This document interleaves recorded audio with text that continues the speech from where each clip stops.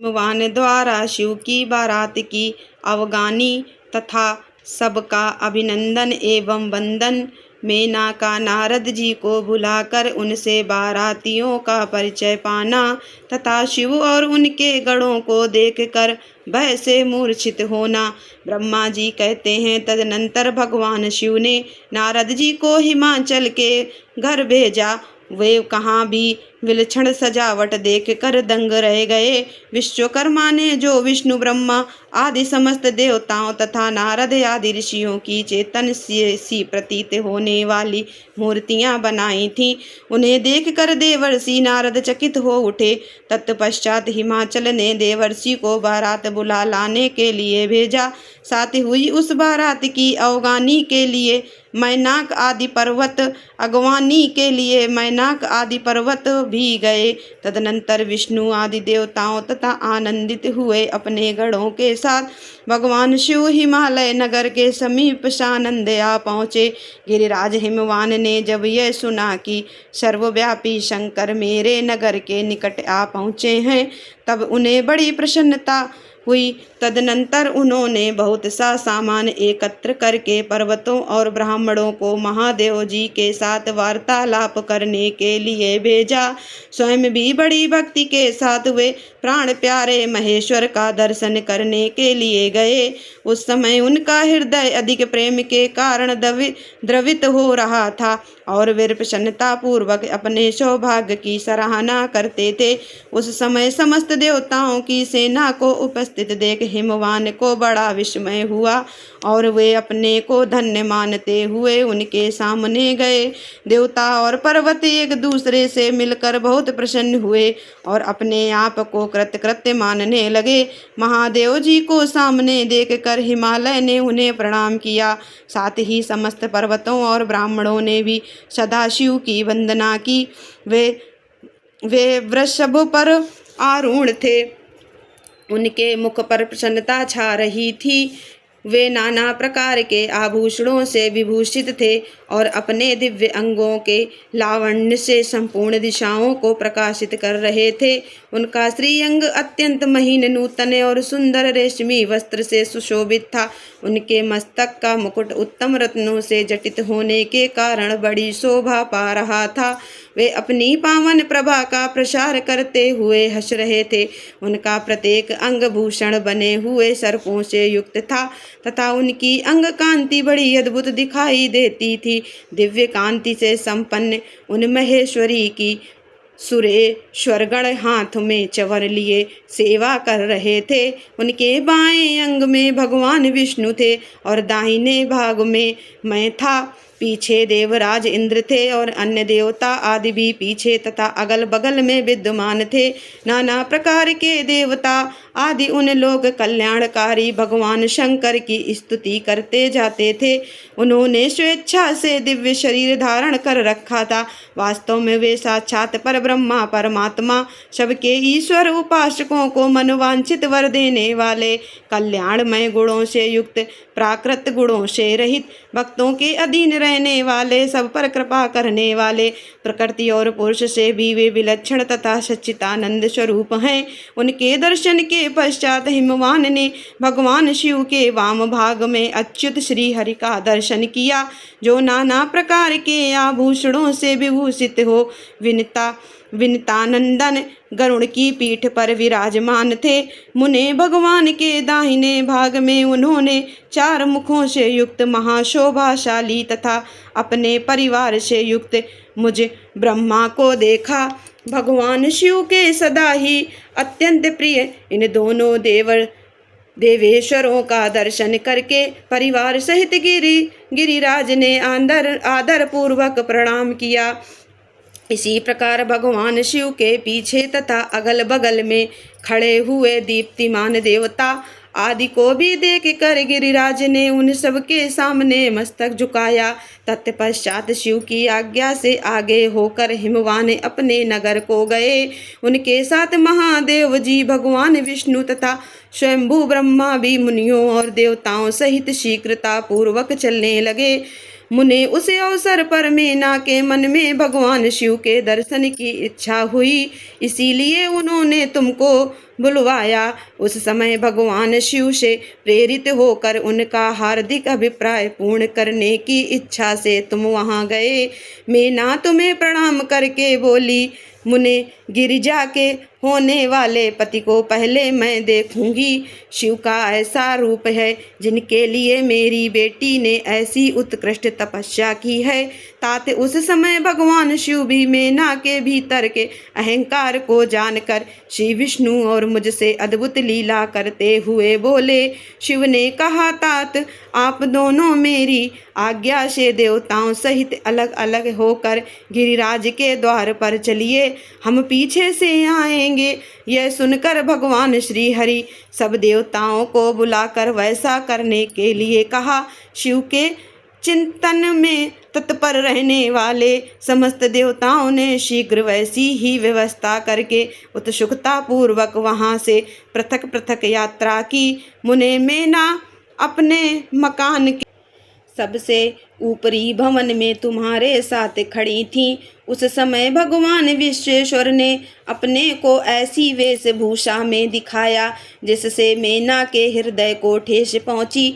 सबसे पहले बारात के जुलूस में विविध वाहनों पर विराजित खूब सजे धजे बाजे गाजे के साथ पताकाएं फहराते हुए वसु आदि गंधर्व आए।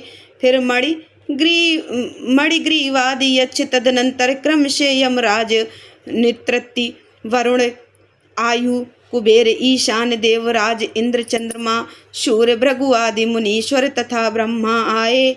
ये सब उत्तरोत्तर एक से एक विशेष सुंदर शोभामय रूप गुण से संपन्न थे। इनमें से प्रत्येक दल के स्वामी को देख कर मैना पूछती थी कि क्या ये ही शिव हैं? नारद जी कहते हैं, यह तो शिव के सेवक हैं। मैना यह सुनकर बड़ी प्रसन्न होती और हर्ष में भरकर मन ही मन कहती, ये उनके सेवक ही जब इतने सुंदर हैं तब वे सबके स्वामी शिव तो पता नहीं कितने सुंदर होंगे। इसी बीच में वहाँ भगवान विष्णु पधारे। वे संपूर्ण शोभा से संपन्न श्रीमान नूतन जलधर के समान श्याम तथा चार भुजाओं से संयुक्त थे।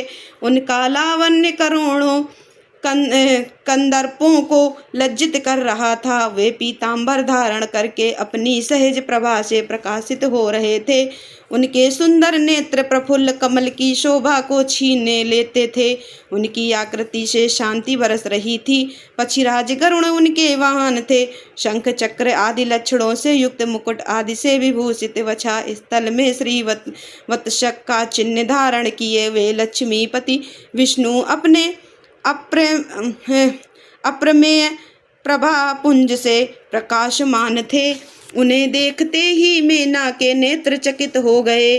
वे बड़े हर्ष से बोली, अवश्य ये ही मेरी शिवा के पति साक्षात भगवान शिव हैं, इसमें संशय नहीं है।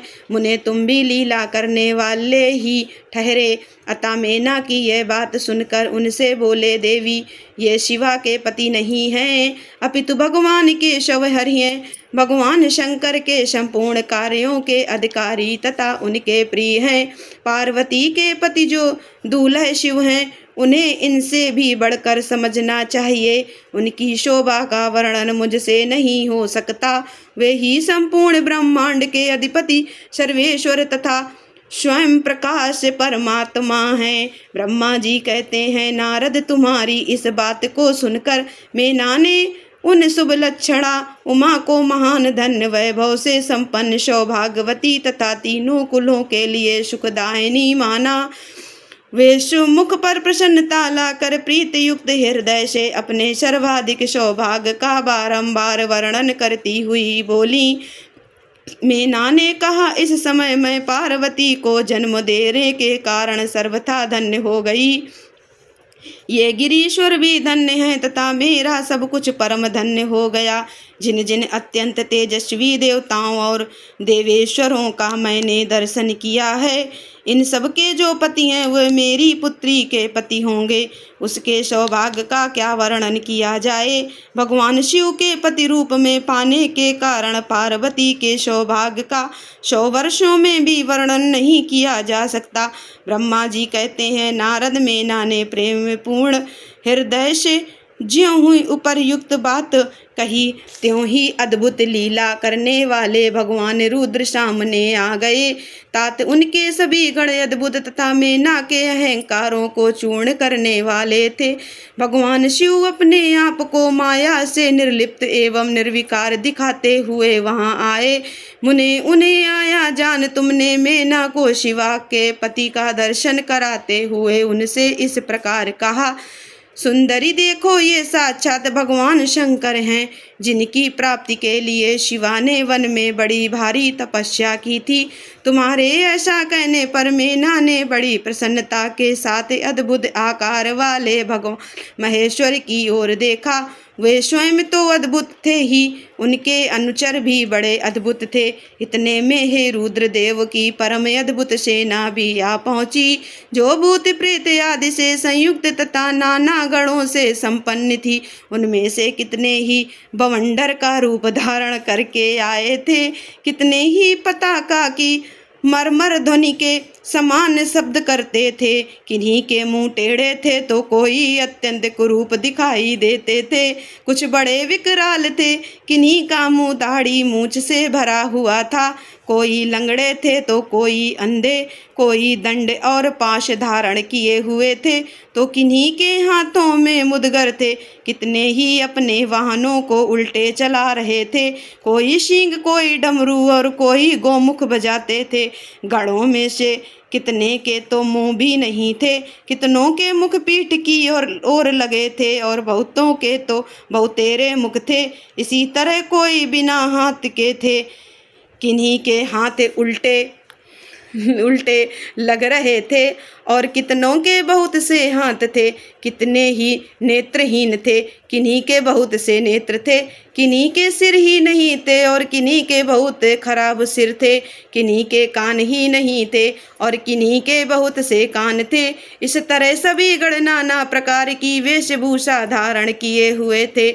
तात वे विकृत आकार वाले अनेक प्रबल गण बड़े वीर और भयंकर थे, उनकी कोई संख्या नहीं थी। मुने तुमने अंगुली द्वारा रुद्रगणों को दिखाते हुए मेना से कहा, वरानने तुम पहले भगवान हर के सेवकों को देखो, फिर उनका भी दर्शन करना। उन असंख्य भूत प्रेत आदि गणों को देख कर मेना तत्काल भय से व्याकुल हो गई। उन्हीं के बीच में भगवान शंकर भी थे, जो निर्गुण होते हुए भी परम गुणवान थे।